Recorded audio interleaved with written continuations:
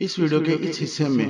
ان آیات کا بیان ہوگا جن میں اللہ تعالیٰ نے یہ بتایا ہے کہ فخر دو عالم صلی اللہ علیہ وآلہ وسلم کی قدر و منزلت اور مقام و منصب دیگر انبیاء کرام سے بڑھ کر ہے، چنانچہ ارشاد خداوندی ہے۔ ترجمہ: اور یاد کرو جب اللہ نے پیغمبروں سے عہد لیا جو میں تم کو کتاب اور حکمت دوں، پھر تشریف لائے تمہارے پاس وہ رسول کہ تمہاری کتابوں کی تصدیق فرمائیں، تو تم ضرور اس پر ایمان لانا اور ضرور اس کی مدد کرنا۔ فرمایا، کیا تم نے اقرار کیا اور اس پر میرا بھاری ذمہ لیا؟ سب نے عرض کی، ہم نے اقرار کیا۔ فرمایا، تو ایک دوسرے پر گواہ ہو جاؤ اور میں آپ تمہارے ساتھ گواہ ہوں، میں ہوں، تو جو کوئی اس کے بعد پھرے تو وہی فاسق ہے۔ امام ابو الحسن قاسمی رحمۃ اللہ علیہ فرماتے ہیں کہ فخر دو عالم صلی اللہ علیہ وسلم کو جس فضیلت عظمیٰ کے ساتھ نوازا گیا ہے اس سے کسی دوسرے کو مشرف نہیں فرمایا گیا، جیسا کہ اس آیت کریمہ میں مذکور ہے۔ بعض مفسرین کا قول ہے کہ اللہ تعالیٰ نے حضرت جبرائیل علیہ السلام سے عہد لیا تھا کہ جب بھی وہ کسی نبی کے پاس وحی لے کر جائیں تو اس کے سامنے نبی آخر زمان صلی اللہ علیہ وسلم کا ذکر کریں اور ان کے فضائل و کمالات بیان کرنے کے بعد اس نبی سے یہ عہد لے کہ اگر وہ احمد مجتبیٰ محمد مصطفیٰ خاتم الانبیاء صلی اللہ علیہ وسلم کا زمانہ پائیں تو ان پر ایمان لانا ہوگا۔ حضرت علی بن ابی طالب رضی اللہ تعالیٰ عنہ فرماتے ہیں کہ اللہ تعالیٰ نے حضرت آدم علیہ السلام سے حضرت عیسیٰ علیہ السلام تک جملہ انبیاء کرام علیہ السلام سے یہ عہد لیا کہ اگر وہ اپنی زندگی میں محمد رسول اللہ صلی اللہ علیہ وسلم کا زمانہ پائے تو انہیں نبی آخر زمان صلی اللہ علیہ وسلم پر ضرور ایمان لانا ہوگا اور ضرور ان کی مدد کرنا ہوگی، نیز اپنی امت سے بھی اس بات کا عہد لینا ہوگا۔ امام سعدی اور حضرت قتادہ رحمۃ اللہ علیہ سے بھی اسی کی مثل مروی ہے کہ اس آیت میں فخر دو عالم صلی اللہ علیہ وسلم کے کتنے ہی فضائل بیان فرمائے گئے ہیں، جن میں سے ایک فضیلت وہ ہے جو اس آیت کریمہ نے بیان فرمائی ہے۔ ترجمہ: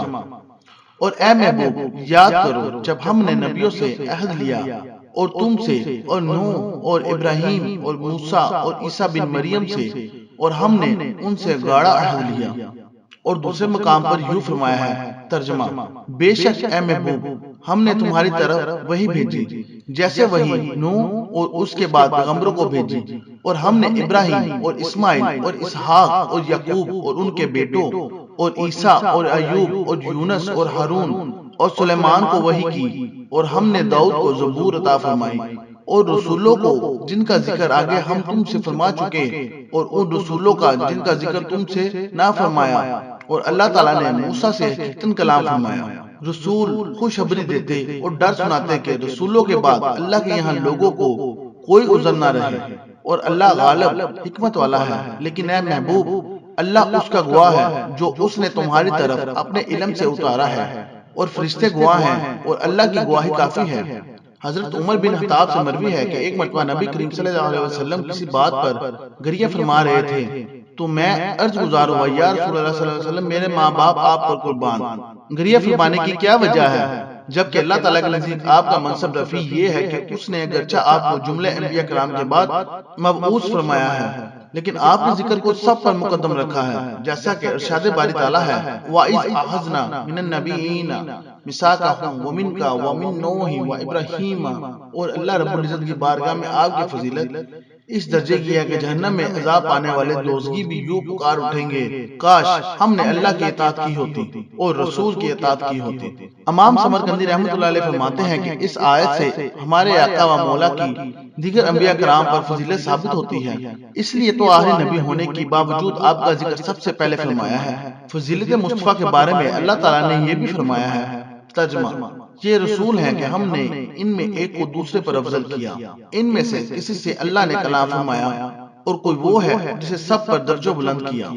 بعض مفسرین کرام فرماتے ہیں کہ اس آیت میں آپ کی ایک یہ بھی فضیلت ہے کہ دیگر انبیاء کرام کے اسماء گرامی لیے گئے ہیں، لیکن اپنے حبیب کو اللہ تعالیٰ نے نبوت اور رسالت کے ذریعے مخاطب فرمایا ہے، اور اپنی سچی کتاب میں کہیں یا ایھا النبی، کہیں یا ایھا الرسول وغیرہ القاب کے ساتھ مخاطب کیا ہے۔ تو صفہ مصطفیٰ میں یہ بھی ہے کہ ارشاد باری تعالیٰ ہے۔ ترجمہ: اور بے شک اسی کے گروہ سے ابراہیم ہیں۔ امام سمرقندی رحمۃ اللہ علیہ نے اس تفسیر میں امام قلبی رحمۃ اللہ علیہ سے حکایت کی ہے کہ اس آیت میں ضمیر سیدنا محمد رسول اللہ صلی اللہ علیہ وسلم کی جانب راجع ہے، اور اس صورت میں تقدیری عبادت یوں ہوگی وَإِنَّا مِن شِعَاتِهِ مُحَمَّدٍ لَإِبْرَاهِيمَ، یعنی حضرت ابراہیم علیہ السلام